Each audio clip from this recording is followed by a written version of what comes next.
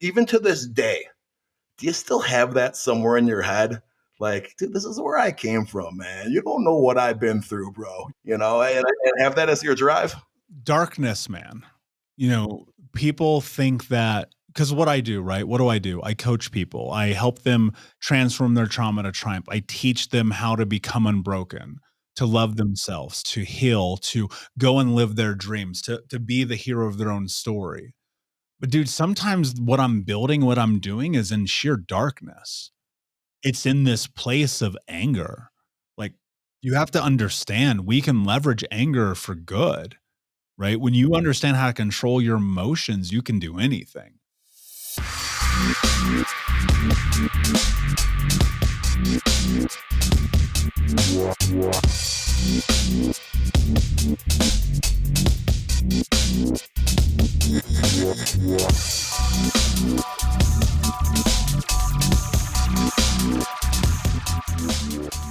From homeless to hero, Michael Unbroken is the founder of Think Unbroken, best-selling author, award-winning speaker, podcast host, coach, and advocate for adult survivors of child trauma.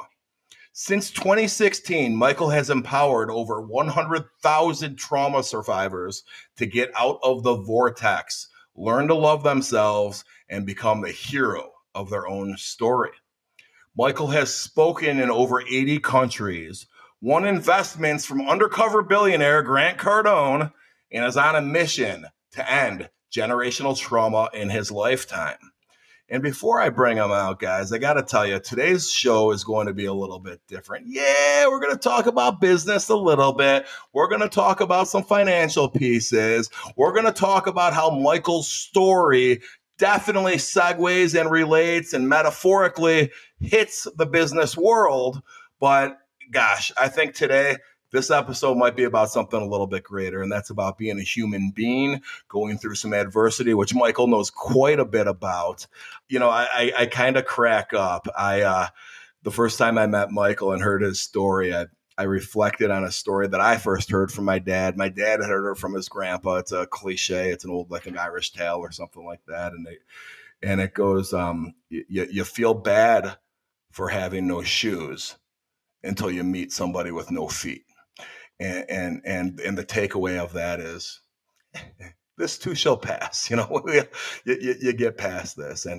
And I shared that story kind of tongue in cheek with Michael, looking for a smile out of the guy. And his response is he doesn't believe in comparative narratives. I'm like, okay, buddy, got it, man, got it. Michael Unbroken, welcome to 2000% Raise. My brother, it is a pleasure to be here with you, and I still stand by those words. Hey, man, I love you for it, and I'm with you on that, man. But I got to tell you, there is something to that saying, that cliche or that phrase, whatever you want to say. For sure. Let's start off a little bit lighter, and that no pun intended. But before we get into your childhood story, Michael, you lost a shitload of weight recently. And I got to tell you, man, when I stopped playing football after college, I was working in white collar America. I kept eating Portillo's every day, having a milkshake and a cheesy beef and cheese fry, just like I was still weightlifting and working out 3 hours a day. But the problem was I wasn't working out 3 hours a day. And it wasn't until I got some New Year's Eve pictures back, I think when I was 25 years old, that it hit me.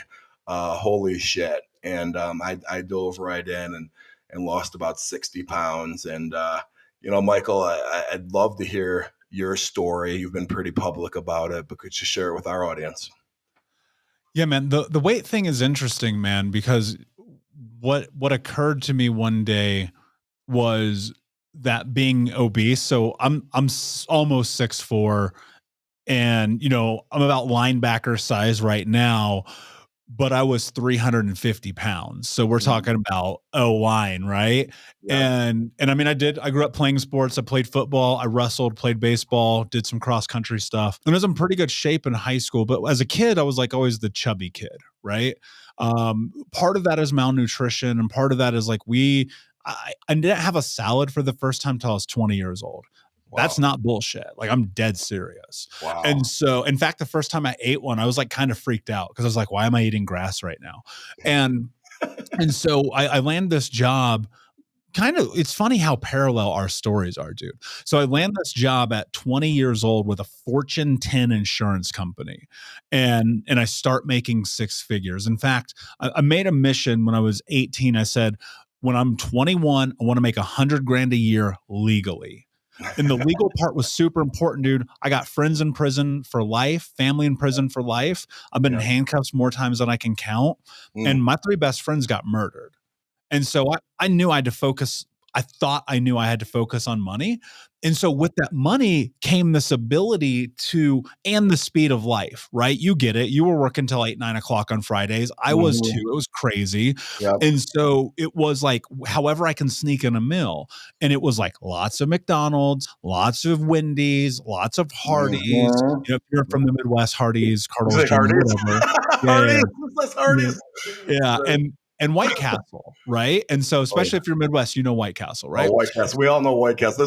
By the way, I was in Vegas. There's a White Castle on the Vegas Strip, so they've expanded now, apparently. They have. I saw that, man. It was right. I saw that recently. Yeah. And so suddenly, man, it was like I went from, this 18-year-old kid who's in pretty damn good shape, about 195, 200 is where I was floating typically, to by the time I'm 26, I'm 26, 7 years, dude.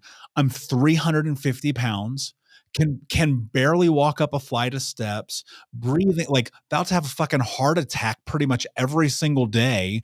And like you, I love Portillo's. I grew up in Indianapolis, lived there, would drive up to Chicago or to the region, Maryville, the area, go buy a Portillo's chocolate cake, eat half the damn thing on the drive down, and eat the rest for breakfast the rest of the week. And so boom, Mhm. next thing you know, I'm 350. Yep. And I Yep. realized something really important, John. I was mistreating myself the way that people had mistreated me growing up. Wow. And I Wow. was I was hurting myself through food. And it was when I realized that, and I'm about 26 at that time, where I was like, all right, let's make a shift. And so, I mean, for the last decade, it's a consummate battle. You know how it Yep. is, man. I think a lot of Yep. people go through this. A lot of men don't talk about it, but it's true. I would Yep. binge eat and I would get so full, dude. I'd want to fucking throw up everywhere. It was Yep. gnarly. And Yep. and it's like, here I am, I'm making all this money, except I'm wearing size 4XL, size 42 pants, can't even fucking barely get my seatbelt around me in the car. And it was like, do something. Yeah. Well, I got to tell you, what for me, that the Atkins diet had just become popular. We call it the keto diet now. It's the same Yeah. fucking thing, if you ask me. I don't know, but I actually I'm one of the few that read the Atkins New Diet Revolution book Yeah. cover to cover. So if anyone ever wants to get in a pissing match with me about how the Atkins, oh, it's so unhealthy, you can't do that forever. Actually, motherfucker, if you read the book, you can do it forever because there's different phases of that diet. I can tell immediately when someone's read the book or not, and 99 times out of 100 they haven't. But I learned some stuff, and you make me think when you're eating that chocolate cake every day, Michael. One of the things I learned in that damn book was you get an insulin rush Yep. from overeating, and they use the example in the book. You ever have a big pasta dinner and you're so damn full, and then 2 hours later you're hungry again? It actually teaches you it's because the insulin rush on your pancreas from overloading the sugar and the carbs. So, a guy like me, you just keep taking that thing spiraling the wrong damn direction, and you learn little principles like that. You pull yourself out of it. So good for you, Michael. And let's rewind about, I don't know, I guess about 8, maybe 7 to 10 years. You had a drug addiction as a not even a teenager, and I'm going to let you get into that, but there's not too many 350-pound heroin addicts. If it was heroin, I don't even know, but like whatever you got into, we might have a unicorn on the show. That we got a guy that was a crackhead. I hope that's not offensive. And also, 350 pounds. Not too many people could check both those boxes, Michael. No, I never done heroin or crack. But when I was 12, man, I started getting high every day. Like imagine this, 12 years old, getting stoned every day, popping pills. Dude, we were taking over the counter stuff, we were taking Vicodins, Xanax, anything we can get our hands on, man. Popping pills, just getting high. And by 13, I'm getting drunk every day. And at 15 years old, I got kicked out of school for selling drugs. So I was definitely like, I was an entrepreneur very young. I mean, at 8 years old, I was really had my first business. I was stealing candy bars from the Big Lots on the corner of 30th and Georgetown, and then going and selling them door to door to people, right? Just hustling, trying to survive. And so for me, survival when I was a kid, really because of so much of the chaos of abuse and the things that I went through, it turned to drugs. It turned to alcohol at such a young age. One, in part because all of our friends were doing it, right? And anyone, people are always like, if your friends jumped off a bridge, would you? I'm like, yeah, you probably would, because we're a communal species and we're fucking stupid and we model each other. And yeah, we probably would jump off the bridge. And so my friends are getting high. So I'm getting high with them. We're breaking into houses. We're stealing cars. We're running with guns. We're getting shot at by the cops. I end up not graduating high school, like the whole nine, man. And so the thing with drugs and alcohol when I was younger was about community. It was about brotherhood. I didn't realize at the time that it was a coping mechanism. And then what happened when I was about 28? So when I was working that Fortune 10 job, dude, I was high from the moment I woke up till the moment I went to bed every day. Wow. Wow. Every day. Like I would get ripped, go into the office, be stoned off my ass. We'd go drink beers on our lunch break, right? And look, we're in our early 20s making unbelievable amount of money. Like nobody I knew at my age made as much money as I did, right? And so we just partied. We partied hard. Some of our friends, like I've never done cocaine, but like our friends, we would go rent limos. They do coke in the limo. We'd go close down bars till 3, 4 in the morning, and we go to work the next day. Yeah. Wow. Wow. Well, I, It's I, crazy. want to say something. Well, first of all, I want to apologize to anyone in the audience. Assuming heroin or crack was not a good as some. Michael has thick skin, so I don't think it bothered him. But I want to apologize if that offended anybody in the audience. That I was obviously wrong.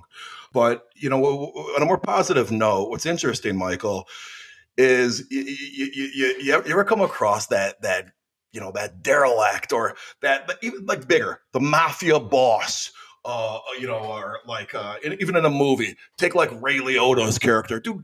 What if you took all that effort and all that intelligence for good? Did something good with this shit instead? Yeah. Like Doughboy's character in The Boys in the Hood, man. You're out there hustling, bro. And sometimes it's just because the opportunity might not exist. They don't see a path to do that. Well, I'm talking to a guy right now, Michael, that you're in the freaking hood, man. You're in the thick of it. You're freaking selling candy bars door to door, showing that you have this hustle. And there was probably nothing blatantly right in your face that was an opportunity to generate this energy into something positive, and you could take this on any damn scale, man, any damn scale. I got this freaking person that keeps cloning my damn Instagram accounts, trying to pretend they're me, trying to get people to freaking click a link to send them money for fake crypto. Dude, you know how much you've been bothering me with this shit for 3 years? Just take half that energy and go get a job. You're going to do better than the one friend of mine that sends you $500 after 3 years. Jesus. But you look at you, bro. All right. Everything I just said is true. How do you find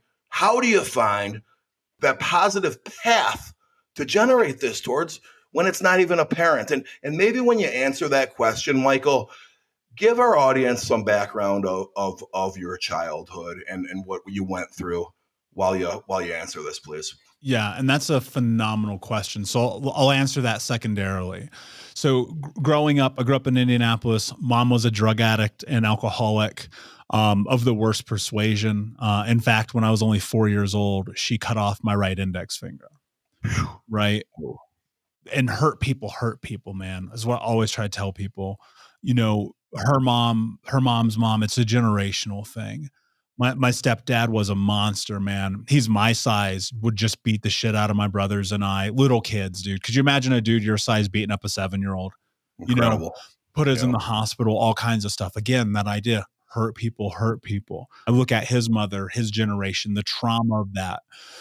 It's continuation, and we spent a lot of our childhood, dude, so poor, massively impoverished and homeless. I lived with over 30 different families between 8 to 12 years old, getting bounced Wow. from place to place to place while my mom was in rehab. Stepdad's an over the road trucker, living with family, with friends of the family, with my grandma, with strangers, with people from the church, in vans, abandoned houses. It was gnarly, man. And Wow. so that's how I end up turning to drugs at 12. Hey, hey, Michael, I'm just curious too. I don't want to digress your story, but how does that work for a family? A lot of us are just so removed from that kind of reality, other than just hearing about it or seeing it on the news, or maybe donating to charities that do it. And I played football in college with some people that came from pretty rough neighborhoods, but they don't necessarily ever talk about it. How do you end up at these different homes? Like, okay, your mom's in rehab, your stepdad's off on the road. Is that a DCF come? DCF comes just plucks you out of the house, or how does we that we work? we lived in a different world 35 years ago, man. 30 years ago. The cops would I remember one time specifically, I remember it was like yesterday, man, my stepdad had just beat the crap out of me, and my grandmother happened to be like coming to pick me up for the day. And so I can't even barely walk, man. Like, and my grandma calls the police, they come, they do nothing. Oh Right? God. We live in a very different world, right? We gotta keep that in mind. And Mm. so I don't know how it really works, John. I just knew Okay. that my brothers and we were always getting separated. My sister was always with her dad, who has a different dad. One day we'd be at somebody's house and it'd be me and my brothers. The next day we'd be at somebody else's house, it'd just be me. The next day I'd be with one of my brothers and the other one is over here. And it was 4 years of that Wow. constantly. My mom would be sober for a minute and she'd have us for 2 months, right? Mm. Just the back and forth of it all, man. It was wild. What was your mom's voice of choice? Just out of curiosity. Yeah, just so she was addicted to prescription drugs, man. You Okay. know, people talk about it now in retrospect a lot about Oxycontin. Hmm. That is what destroyed my family. Like, no Interesting. bullshit. Those little pill bottles were all over our house all the time. Mm. Anything my mom could do to get her hands on that stuff. And, you go look at all the research, all the documentaries that have been done on that drug. It's the most addictive drug that's ever existed in humankind. And so, between that and alcohol, that's what she did, man. It wasn't uncommon for my mom to drink a fucking gallon of vodka in a day, Mm. right? Wow. She'd be Wow. passed out drunk on the couch. She would crash the car with us in it. Like, it was heavy, heavy shit. And so going to drugs and alcohol for me as a kid, one, it was modeled behavior, right? I'm only doing what I've seen. Two, it's that brotherhood companionship thing I talked about.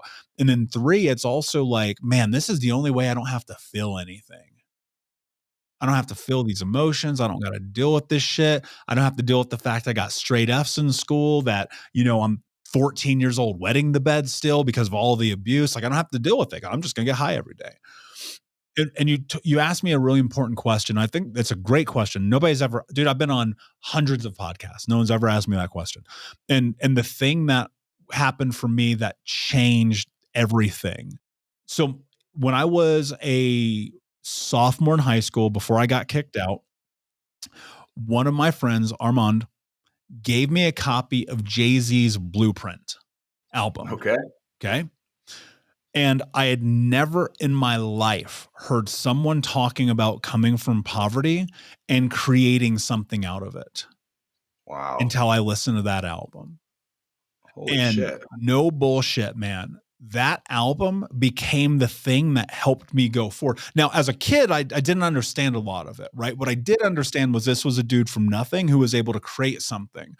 And so I thought to myself, well, cool, I'm going to go create things. But for me, those things, this idea about what it meant to create success was selling drugs, breaking into houses, stealing cars. Man, we would literally go steal people's shit from their house, sell it to the pawn shop. They'd buy it back and we'd steal it again. That's that. By the way, that's like the introduction of Requiem for a Dream. If you've ever Totally. seen that movie, It's he just exactly like that. keeps selling his grandma's TV to It's the the damn grandma's same TV? place. Yeah, man, and she's Yeah, like his mom's TV, and she's freaking out, yeah, but she yeah, keeps letting him come back and come back, come yeah. back. It's chained to Right, the radiator at one point, and he's like, "Come on, mom," right. the whole thing. Yeah. So, what I started to see were 2 things, and they played a huge role in my life. My best friend's brother got arrested, and he got locked up for a long time, and then my best friend got arrested. And then I got busted selling drugs at school. And I was luckily, dude, I was praise God, Jesus, Allah, Mother Nature, Batman. I don't know what, but for whatever reason, I happened to just get rid of the drugs that I had on me in time as we had real cops in our school with real fucking guns, like Mm, not security guards, real cops. And so I okay. was like, got caught with this weed. I threw it. Possession's 9/10 of the law. I didn't have it on me. They couldn't pin it on me, but I got kicked out of school that day. And so I'm looking at to that point you made about energy.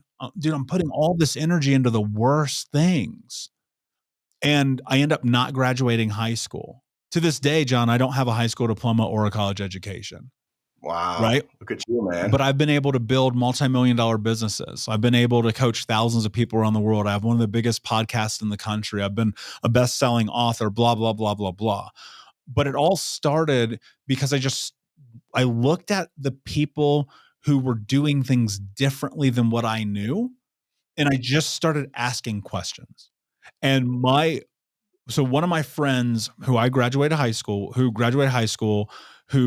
grew up in my neighborhood, who literally, dude, every day before school, we would get high together, got a job working for an insurance company, John. And so I'm 18, I'm working at a fast food joint. I've got 52 people under me in leadership, right? So I had a team of 52 people at 18 years old making 30 grand, doing better than everyone I knew. No high school Yep. diploma, right? Awesome. And I'm chatting with my friend. I'm going to age myself on MySpace. And I'm like, "What's up, bro? What are you doing? How you been?" Yeah. I hadn't talked to him in like a month or excuse me, like a year or so. And I'd seen he posted this picture of this Chevy Tahoe. And I'm like, how the fuck did you buy a Chevy Tahoe, dude? You're 19. You're dumb as I am. What's your hustle? I want in. I can't afford that shit now, bro. They're like freaking 90 grand Right? nowadays. What the Exactly. They're fuck? very expensive now. And I'm like, what's the deal, man? And he goes, I got a job working for an insurance company. Okay. John, I swear to you, dude, it was like the sun shined through the clouds on me. And I was like, oh, I didn't know Yeah. you could do that. Yeah. I didn't know it was allowed. I didn't know that a kid from me could have anything other than repossessions and buy here, pay here, and fast food gigs and working warehouse jobs and restaurants and making fucking steaks in the back of Applebee's, all of which I have done. And he showed me that, and I was like, that's how I make $100,000 a year. That's my mission. That's my goal. And so I just asked him questions and I said, tell me how you did it. What did you do? Why did you do it? How did you?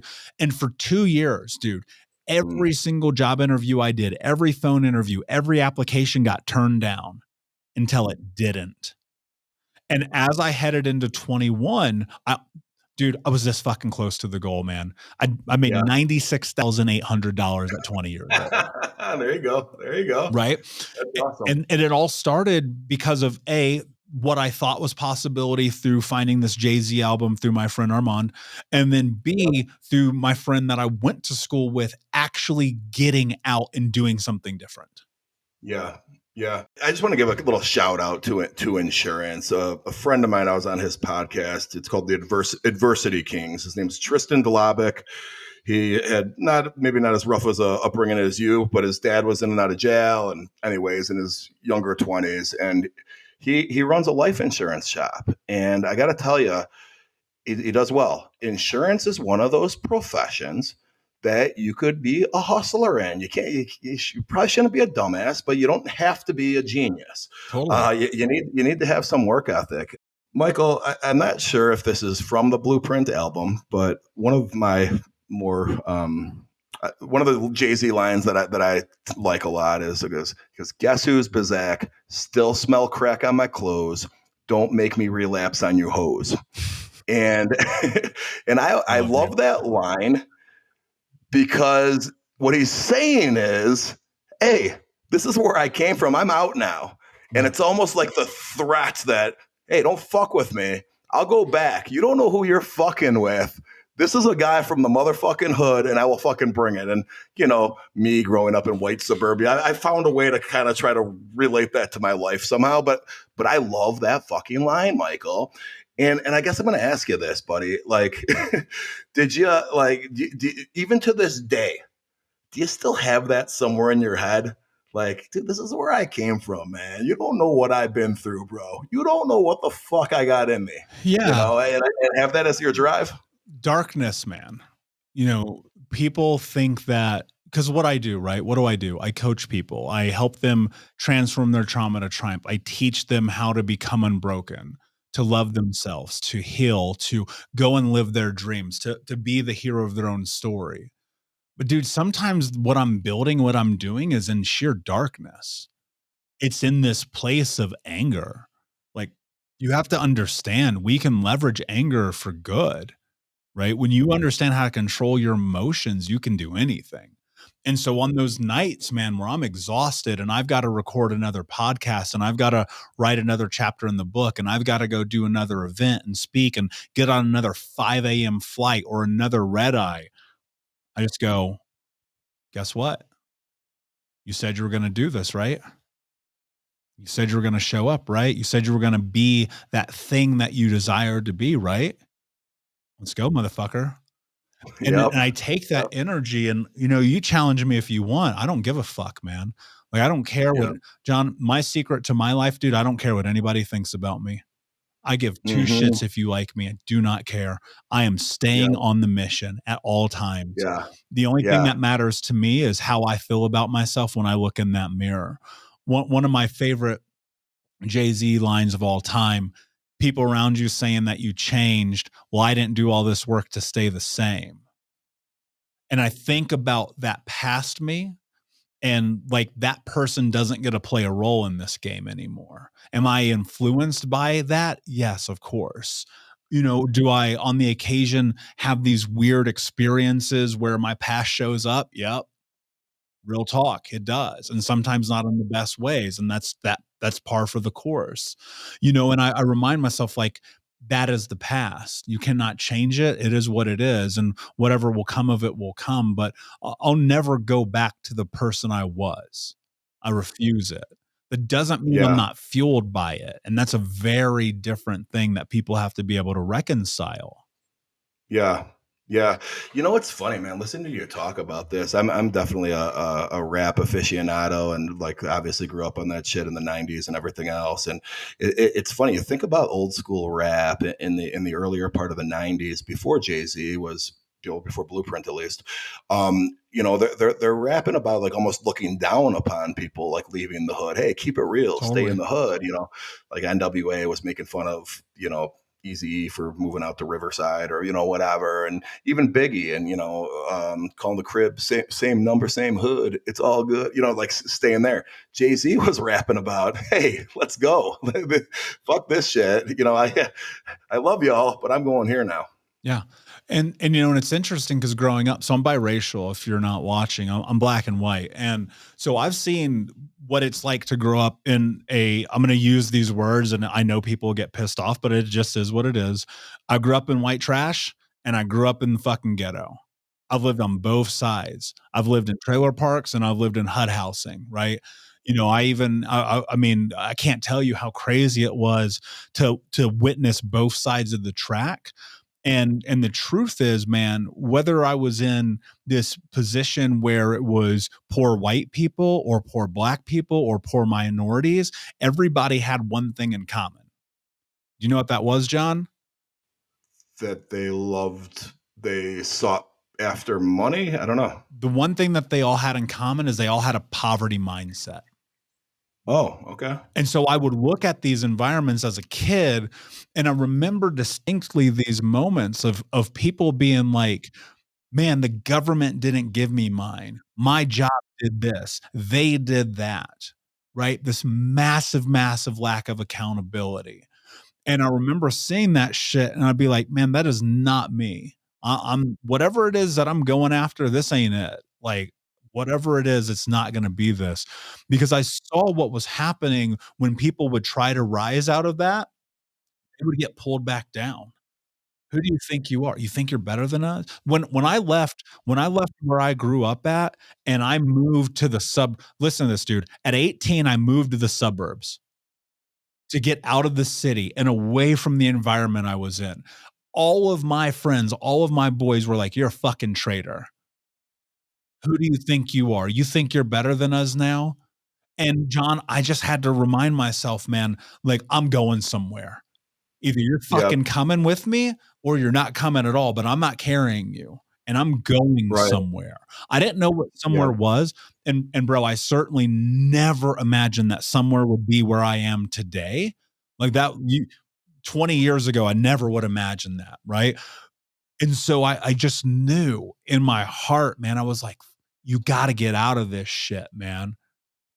Because that mentality is poison, and there are people who live in that mentality, who leverage it, who use it as an excuse. It's the scapegoat, it's everything for them, because when it doesn't go right, they have somebody to blame. And I knew that if I wanted to create my life, that I would have to be the one to do it. And look, there were a lot of mistakes in the game, because at 26, to have made $1 million, but be 350 pounds, smoking 2 packs a day, drinking myself to sleep, and 50 grand in debt. Yep. Imagine this, dude, making fucking Mhm. $175,000 a year and being paycheck to paycheck. Wow. Right? That's I did hard to do, I did man. some things wrong, but I knew Yeah. that I had to just keep going forward.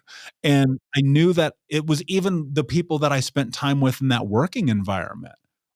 I had to take those people out of my life. When I was 18, I don't share this very often. When I was 18, I told my mother I'd never talk to her again. She attacked me, middle of the night, drunk, high off her ass again. It was the first time I ever hit my mother. I had to defend myself. 1,000 times of abuse were enough.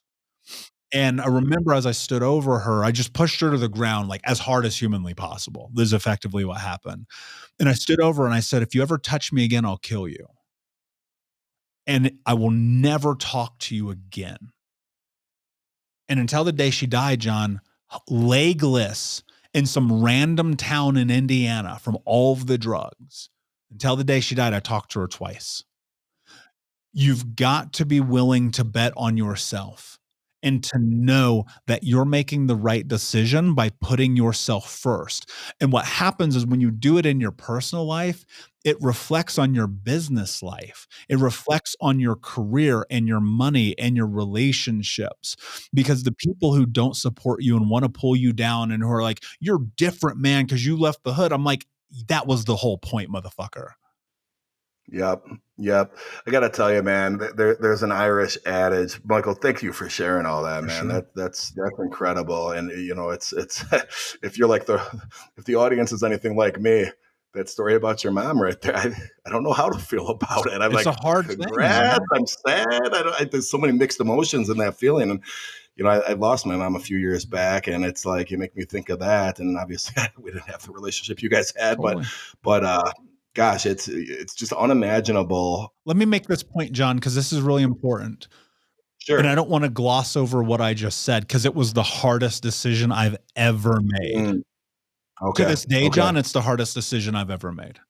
Nothing is Gotcha. harder, ever. Yeah. I Wow. promise you, on everything I love, I promise you, I would not be here with you right now if I didn't make that decision. Okay. And for some Okay. people, the success that they want to have is being impeded by the relationships in their life. Interesting. Well, so all of this brings me to what I was just going to say. There's an Irish adage, all right, and it goes something like this. I'm probably going to screw it up a little bit. Where two people are on the Irish countryside roads in rural Ireland, and they're lost, and they see a farmer coming down the street, and they ask him, "What's the best way to get to Dublin from here?" They're lost. The farmer looks at him and says, "Well, I wouldn't start from here." the point is, if Dublin is your destiny, if being successful, not being around drug addicts, not like having a different life is your destiny, you had to get out of there. You had to start from the suburbs. You got to get the hell out of the environment that you're in order to do that. And sometimes I take stock on my own life, man.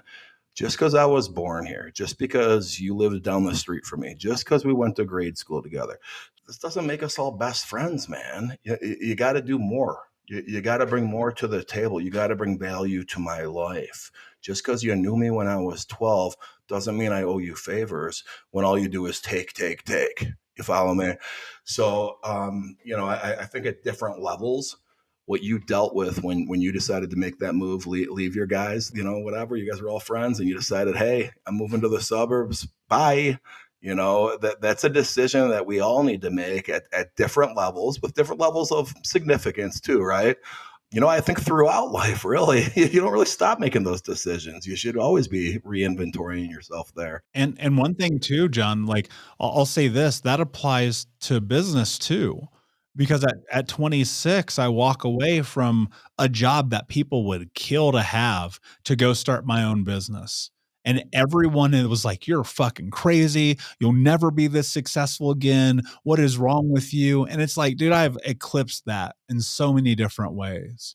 And I think that's the thing, man. You've got to be willing to bet on you always and forever. And you don't owe anybody anything.